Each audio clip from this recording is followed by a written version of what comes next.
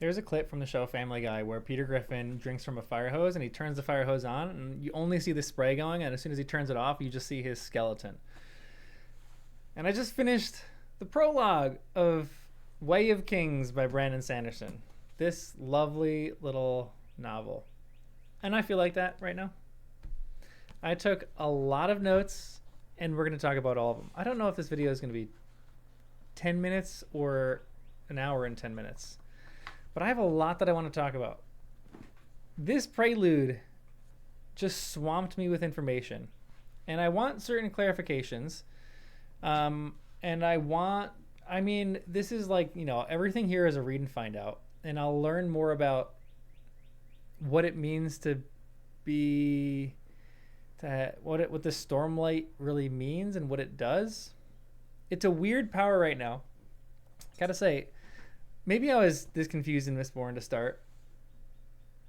But there's the okay, we're gonna talk about that when we get there. I want to talk about some other stuff here. So all I'm going to do in these videos, and if you've seen these videos before, all I do is I just go through, talk about all my notes. I took a lot of notes on this. These are my notes in just the first, I don't even know if you can see. You can't. It's too bright. Hold on. I got a lot of notes on the first little page. Just why, what's going on? Lots of weird things. One of the first questions that I have, or one of the first notes that I had. Calic rounded a stone. Prelude. This is the prelude. Hold on. I was going, what? Wait, that's not the first line. That's not what I remember. Okay, so here we go. The love of men is a frigid thing. A mountain stream or only 3 steps from the ice. We are his. O Stormfather, we are his. It is but 1,000 days, and the ever storm comes. I don't understand a word of that. The love of men is a frigid thing.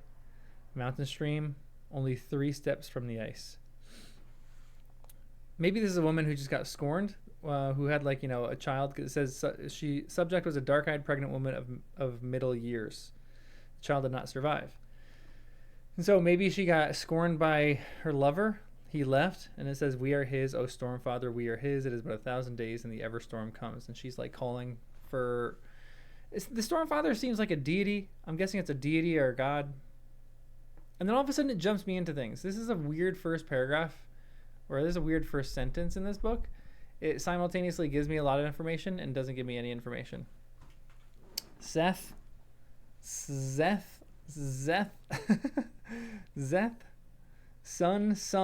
Volano, truthless of Shinovar. At that point in the sentence, I was going, what is this? What am I reading? Wore white on the day he was to kill a king.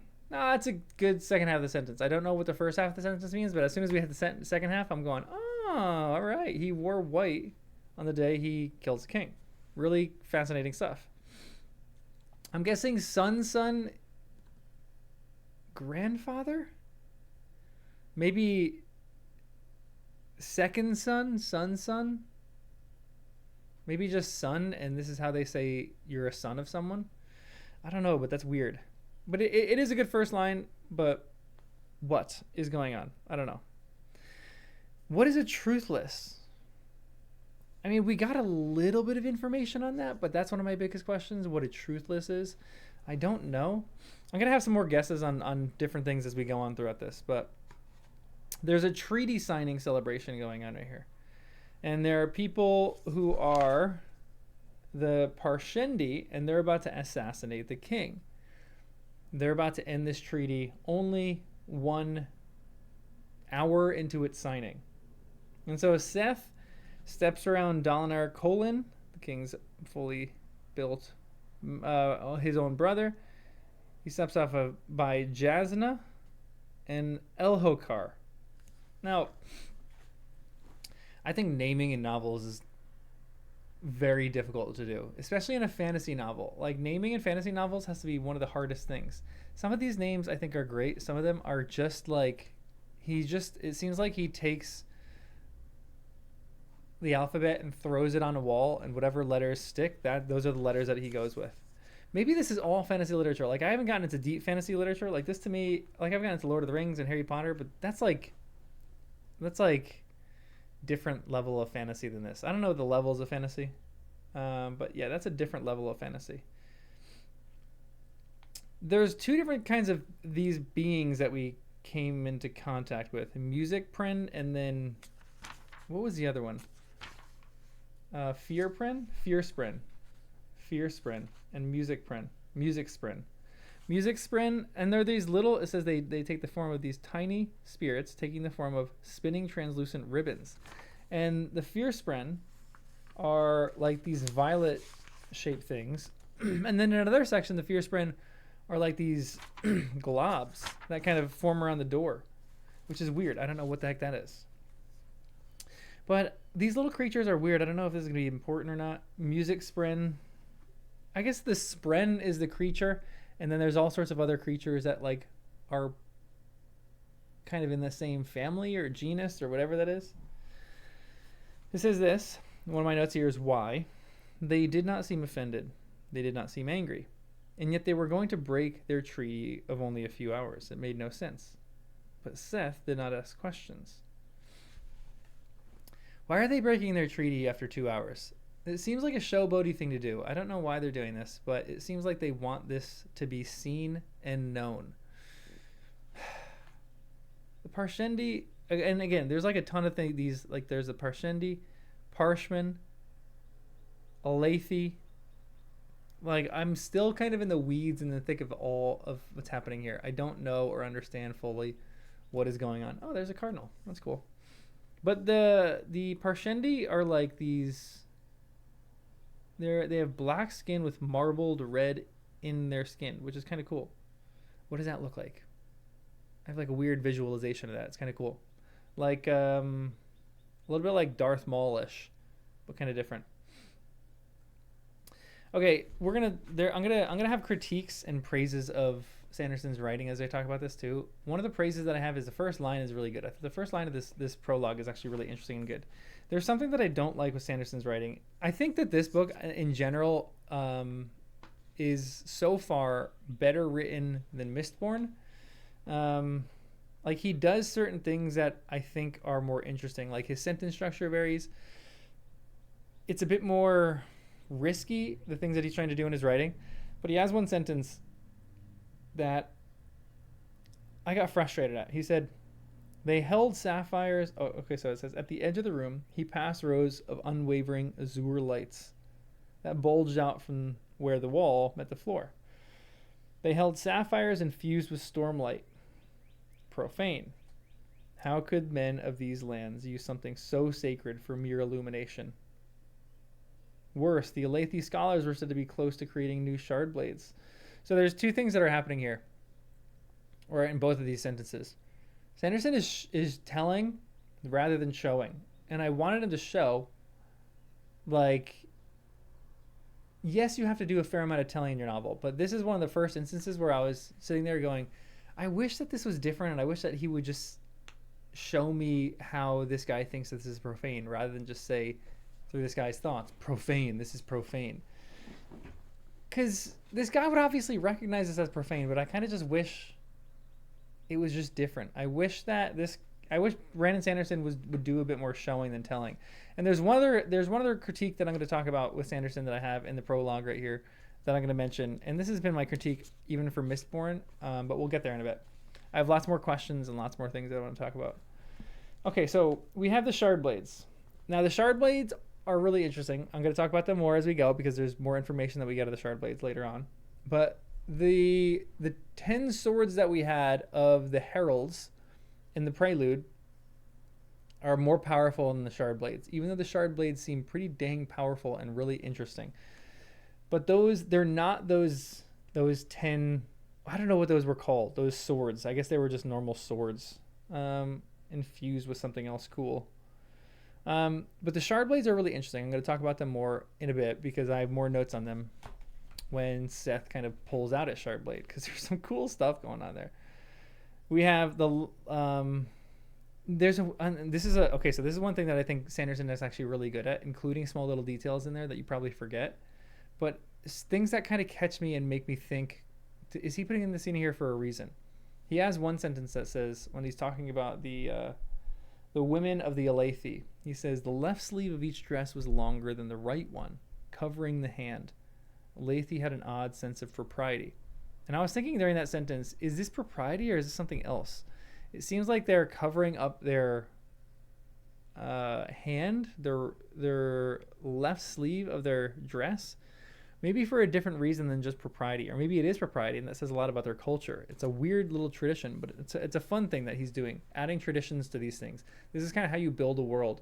You have to start with the small things like this, and I think he's just exceptional at that. I think Brandon Sanderson knows how to build a world pretty well. He throws you into the world and kind of expects you, like, he expects that you're smart, and he expects that you're going to understand this thing, and, like, you know, maybe after the first little bit you feel like you're drowning, and then all of a sudden you're treading water, and then you're swimming. Right now I am in the drowning phase, but I think I'm kind of getting a grasp on some of this stuff, but I'm not there yet. In the next paragraph it says, it was often woven with gold ribbons or ornament, along with gems that glowed with stormlight. Beautiful, profane, but beautiful. He keeps saying all these things are profane, and stormlight is weird. I'm going to talk about Stormlight in a bit because we actually get a moment of Stormlight. I keep saying that, but I promise we will talk about that. But Stormlight is just bizarre so far. I don't really know what Stormlight is. It seems like this fluid, this power, this, like, almost like the mist in Mistborn. I'm going to equate a lot to Mistborn probably, but it's weird. We have another section that says this, which is like a fun nod back to the prelude. He looks at these statues as Seth brushed by, continuing past a line of statues depicting the 10 heralds from ancient Vorin theology. Okay, so Vorin theology is what we are experiencing in the prelude. We have Jezereza, which I'm guessing is Jezrien. We have Ishi, which I'm guessing is Ishar. Kelek, which is I'm guessing is Kalek. And Talanelet, which I'm guessing is Talanel. It's another interesting fact. I don't know if this is purposeful or this has to be purposeful. Is Brandon Sanderson creating palindromic names for these characters? Like Jezereza, the H could be another J. Those two are like J, H. They're kind of like the same mouth sound. Jezerezes. It's a little palindrome. Then you have Ishi, which kind of is palindromic too. Not exactly. Kelek is palindromic, and Talanelat is palindromic.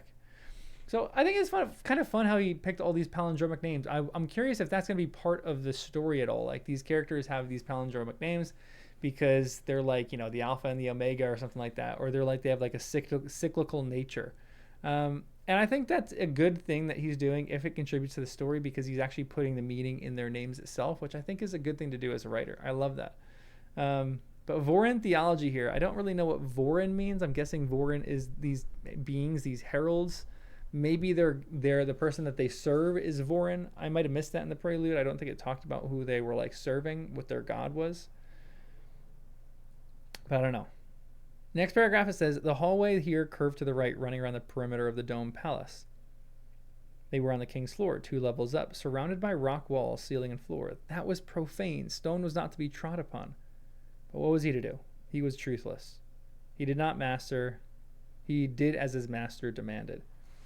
So why is it profane to walk on stone or to have these kind of stone ornaments? The only suggestion that I can come up with right now is because of the thunderclasts.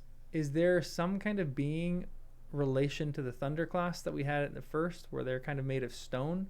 It seems like they're made of stone. Or maybe treading on stone is going to awaken these thunderclasts in some way. So, like, this has been a thing passed down from generation, that they're actually afraid of walking on the stone and treading on the stone, because it's going to be like the ripples in the water in Jurassic Park where these thunderclasts can hear and they'll get awakened again. It seems like there's some kind of peace right now. Maybe the thunderclasts have kind of gone away, or they're not around. I don't know. It's really strange. It's also interesting that for why he's wearing white, because they think that the king deserves to see who his killer is, which is just bizarre. He goes, white clothing for a killer was tradition among the Parshendi, although Seth had not asked. His masters had explained why. White to be bold, white to not blend into the night, white to give warning, for if you were going to assassinate a man, he was entitled to see you coming. which is hilarious to me. Like, that is a crazy thing that the Parshendi actually believe, and that's like part of their culture. If you're gonna assassinate a guy, at least he has the right and the honor to be able to see you, which is kind of a cool thing. I actually don't mind that. The Parshendi have a strange culture so far. I don't exactly know what their deal is, or I don't know what their issue is really. It keeps going, and I'm just gonna keep blazing through my notes here. Otherwise, these videos. How long is this video right now? 15 minutes. These are gonna be hour-long videos. Sorry, guys. It says Seth could feel the lights. Okay, so this is the first time he takes in the Stormlight. The Stormlight. Okay, let me read this whole thing so I can kind of process this. Seth breathed in deeply, drawing forth the Stormlight. He's drawing forth the Stormlight, not drawing from the Stormlight. That is strange to me. It seems like the Stormlight is maybe in him in some way. There's like a retainer, there's like a container in him.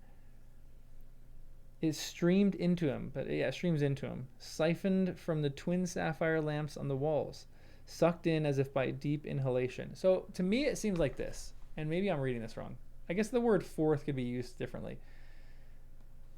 Drawing forth, maybe he like draw forth and so it comes into his body. But it also feels like he has something already residual in his body that is like the awakening thing. Like the Stormlight is the thing that awakens whatever is in his body that causes him to have all these, Stormlight things. Sucked in as if by deep inhalation, the Stormlight raged inside him, and the hallway suddenly grew darker, falling into shade, like a hilltop cut from the sun by a transient cloud. Seth could feel the light's warmth, its fury like a tempest that had been injected directly into his veins. The power of it was invigorating but dangerous. It pushed him to act, to move, to strike. So, okay, Stormlight is weird so far. It's different. It seems like adrenaline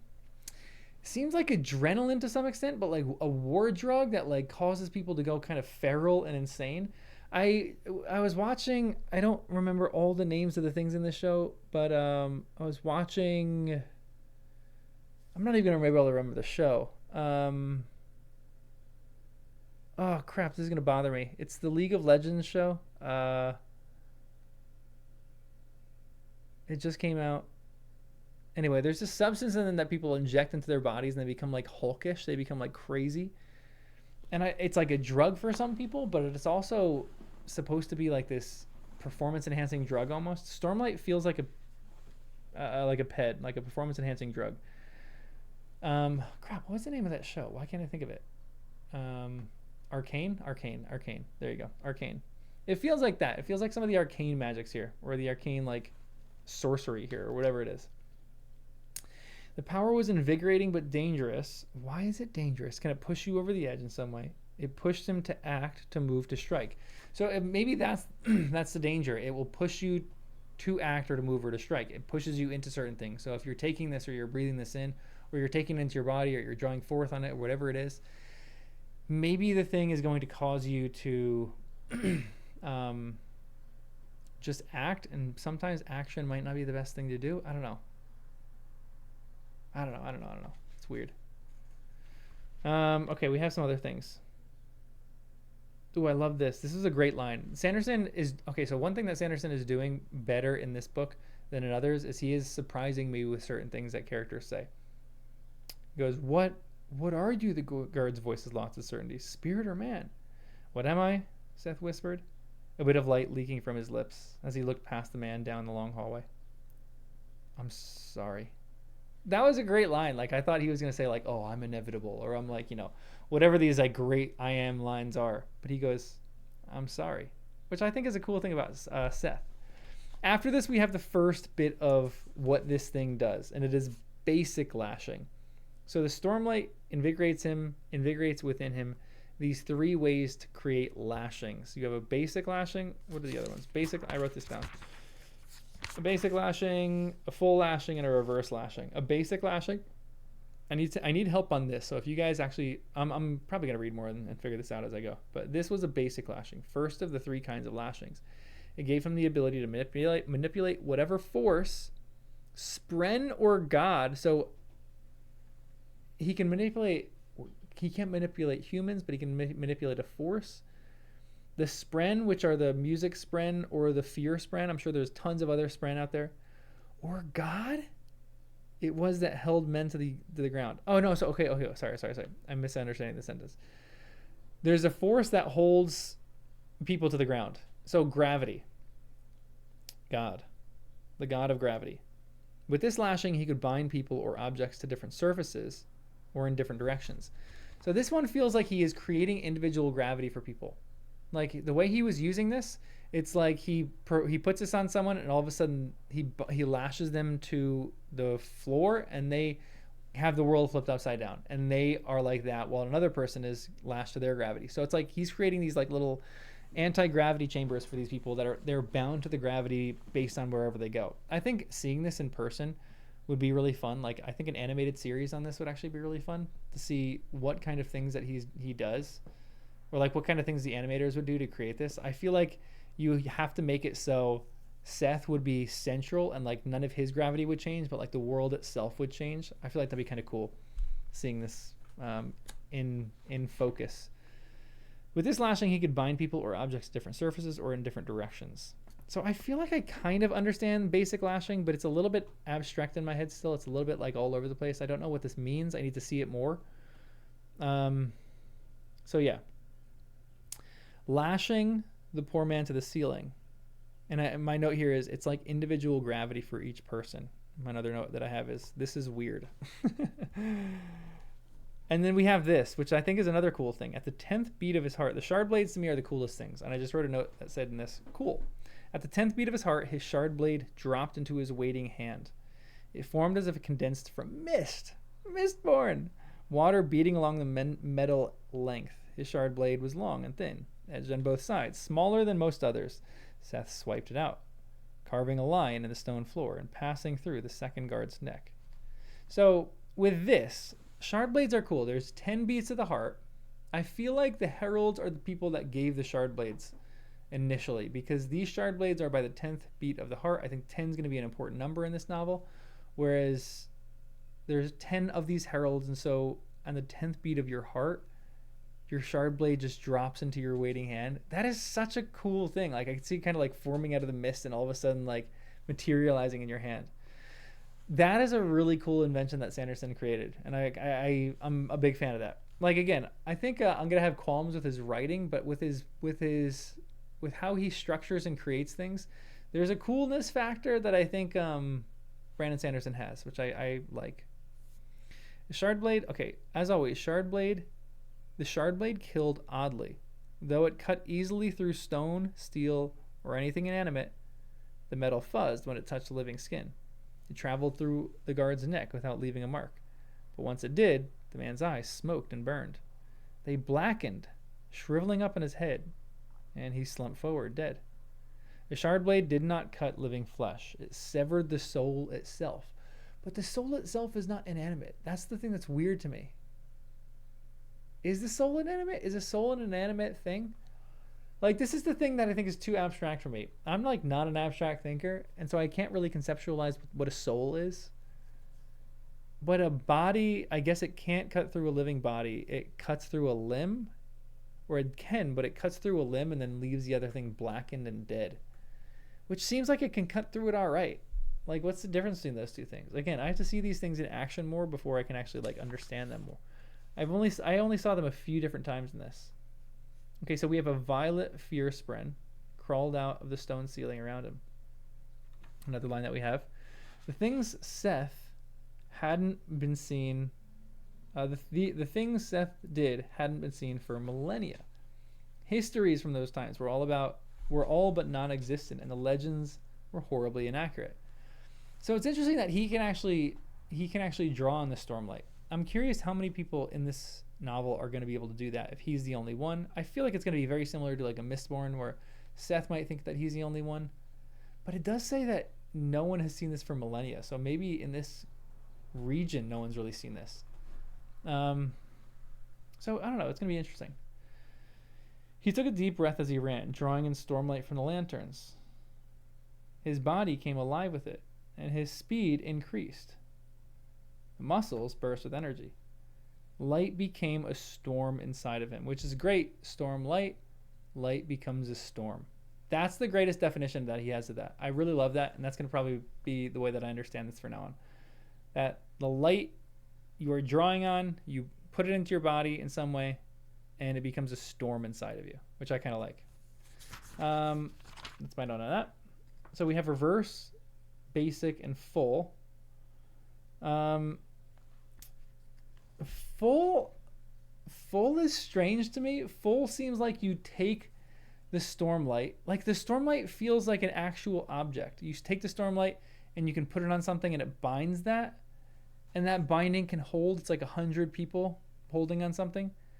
It's like full lashing kind of feels to me like you are...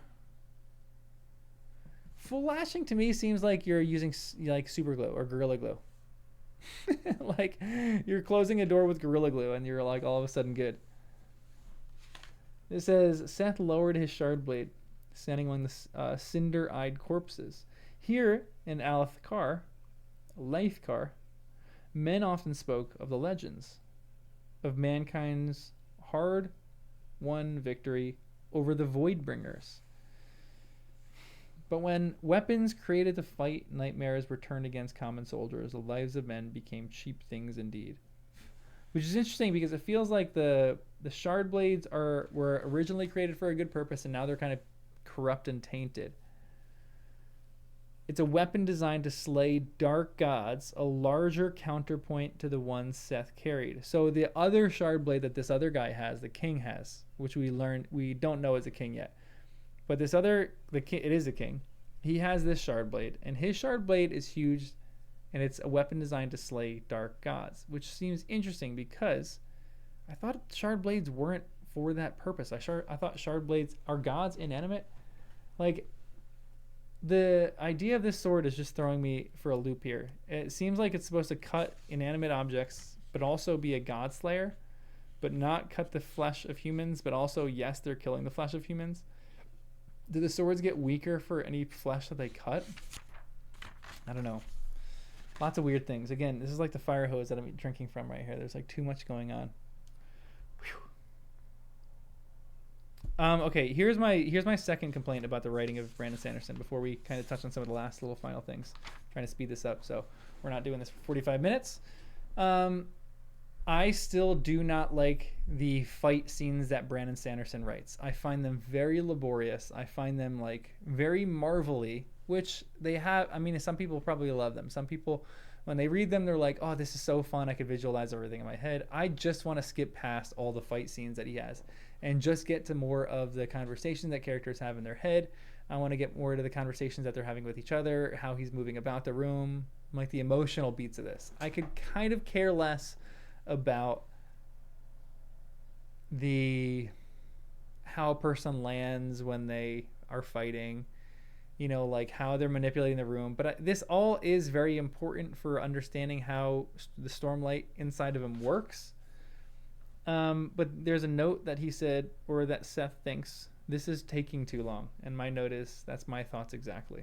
Because I thought the battle scene was just taking too long. Like, yes, you have to have a battle scene that kind of goes on for a little while if there's an assassination attempt going on. But I wish he would synthesize this and shorten it up a little bit. Like they did battle, give me like 2 little sword strokes there and back. But it's not maybe that realistic. He's a good swordsman, so you have to make it a little longer. But I am very much of the opinion of a Indiana Jones who all of a sudden sees this guy whirling his whip about and he just takes his gun and shoots him and then he keeps going on. That's my thing. I don't want to get too much action. Car chase movies are the most boring movies to me of all time. I cannot stand them because they just keep going on with action that's like meaningless to me. Like I do not care about a car chase, and they're like 15 minutes long sometimes. I'm like, why am I watching this? This is so pointless. Sometimes I do feel like that with Sanderson. Like, why am I just reading this scene of a battle these two characters are having? I just don't care about that much. And the disaster part of that is sometimes that's probably important, and I'm going to miss certain things that come out of that because I sometimes do scan through that. I'm like, okay, this is a battle scene. I'm just going to keep going till I find a paragraph that's not a battle scene. So I'll probably miss stuff. One of my questions was, how do you get a shard blade? Are shard blades passed down from person to person? Are shard blades like given by some kind of genetic thing? Like, does a person just, are they born and with the capabilities of calling up a shard blade? It seems like there are things that are passed down or things that are given, but I don't know that. That's a weird question. Shard blades are just so cool, but so weird at the same time. He's also okay. So the king here, Gavilar, he kind of combats Seth here. As soon as Seth is about to hit him in the back, he takes his fist, punches him right in the jaw, breaks his jaw. All of a sudden, Seth has a ton of pain, and Stormlight leaves him in a rush. Why does the Stormlight leave him in a rush? Does pain cause Stormlight to kind of quell? Or maybe the storm has been broken inside of you, and so the storm, or so the light kind of like evades out of you? Does this just mean that Seth needs to train himself up to be more resistant to that kind of pain? Because he does say, no time for pain, no time for pain, no time for pain.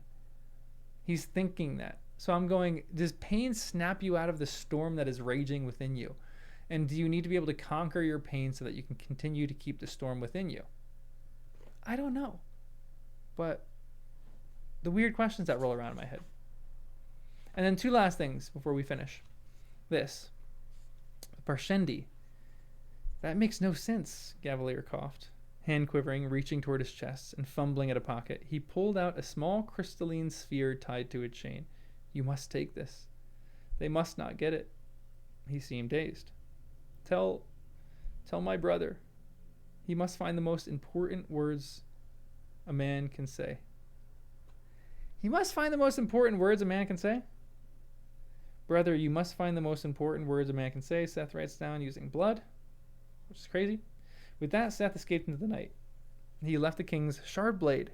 He had no use for it. The blade Seth already carried was curse enough. So he views this as a curse. But also, that feels ominous. It feels like someone else is going to take the shard blade and he's going to have to duel someone who has the shard blade later on. It's like going to be like Gavilar's brother or his son or his, I think it was his wife. Was it his wife or someone else? Cousin? He's going to have to duel one of them with the shard blade. And the shard blade seems dangerous and it seems huge. But it's interesting that he views this as a curse. Being able to wield a shard blade. Why would it be considered a curse? It seems like maybe this is like a Harry Potter thing. People who have only experienced death or seen death with their eyes are able to see thestrals. Maybe the same thing is true with shard blades to some extent. Maybe it's only people who have experienced something. But it also does to me seem like it's passed down. Like, how does this king have a shard blade? Maybe someone gave it to him in this moment to fight. It was a smart plot that they had to try to get the king out of there. Seth using his intuition there, very smart. I love that. He kind of trusted his gut. I think that's cool. That seems like a byline with a lot of Sanderson stuff, is characters do kind of just trust their gut. And sometimes it fails them, sometimes it doesn't, but they do tend to just trust their gut. So I feel like I'm drinking from a fire hose right now. There's a lot of concepts rolling around in my head, but I have to say this book is kind of sticking with me. Like I was when I had finished a Prelude last week, I just kept thinking about it. I thought that was a really interesting way to start a novel. And the same thing with the prologue. Like I just finished a prologue. There's a prelude and a prologue, which is crazy to me. I don't like preludes. I don't like prologues, but Sanderson does good jobs with them. But this book is kind of sticking with me. Like it's sticking in my head. It's an interesting concept for a book. It's just kind of out there and bizarre, so I don't really understand what's going on, but it's just fun. So I'm really enjoying it so far, actually. Like I was actually very, very excited to read it today. And I was like very much anticipating and excited to read it. So I'm excited to actually get into the book now. I finished the prologue. I finished the prelude. Now I'm going to be on chapter 1. So let me read this. Or part 1, Above the Silence. Is there there's going to be a prologue to this. No. Storm Blessed is the first chapter, which is 5 years later. So I'm excited. I kind of like this book. It's kind of fun so far. So that's all I got. Let me know what your thoughts and comments are. There's probably going to be a lot of RIFO in this, and I'll figure out more as I go on. But if you can kind of shed any way that you understand lashing, that's helpful. And no spoilers, obviously. That's the big thing. But yeah, let me know what you think in the comments, guys. I'll see you guys in the next one, probably next week, and we're just gonna keep going like a chapter at a time. We're gonna be a glacial pace through this book, but I'm excited to keep reading through this book. It's gonna be fun. So I'll see you guys in the next one.